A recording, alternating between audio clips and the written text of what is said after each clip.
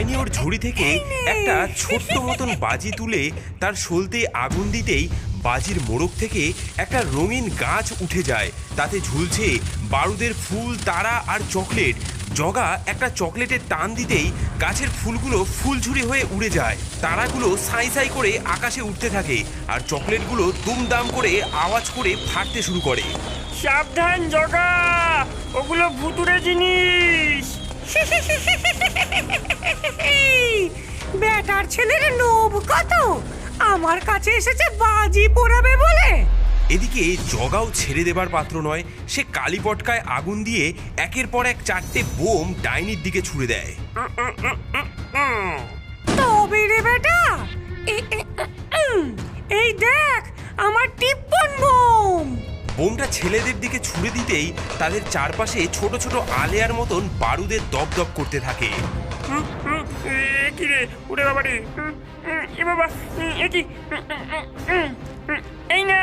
এই নাও ছুঁচোবাজির খেলা দেখো এবার।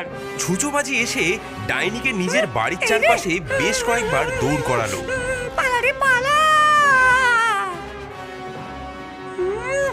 তবে রে ভুতুম কুটুম পোড়ো বাজি, আয় তো দেখি রাশি রাশি। সঙ্গে সঙ্গে ডাইনির দুই হাতে একটা লম্বা বারুদের দড়ি চলে আসে।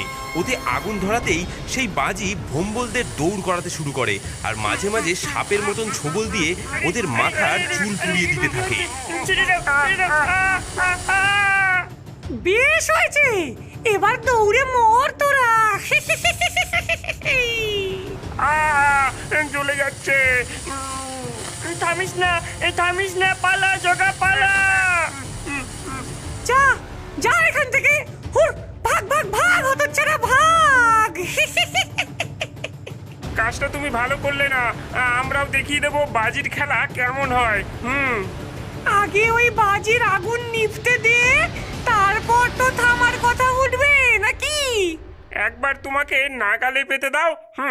বেশ, তবে কালী পুজোর রাতে আমার বাড়িতে চলে আসিস, যুদ্ধ হবে তোদের সাথে, বাজি ফাটানোর যুদ্ধ।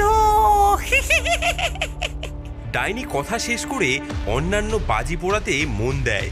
দীর্ঘ সময় ভোম্বল আর জগা ছুটোছুটি করে শেষমেশ বাজির হাত থেকে মুক্তি পেয়ে ওখান থেকে চলে যায় আর ডাইনি জিতে যাওয়ার আনন্দে দুহাত তুলে হাসতে থাকে।